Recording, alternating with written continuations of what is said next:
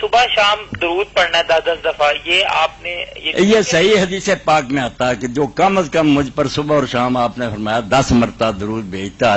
اس کے لیے میری شفاعت حلال ہو جاتی، میں پھر قیامت کے دن اس کی سفارش کروں گا۔ بہت بڑا انعام اللہ کے رسول اس دن کہہ دیں اللہ میرا اپنا ہے،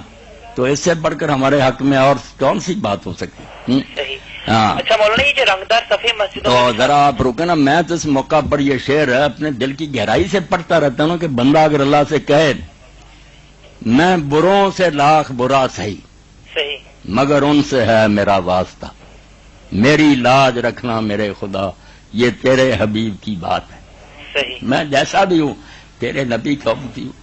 تو یہ بڑی بات حضور نے بولا 10 مرتبہ کم از کم صبح شام پڑھ دیا کرو،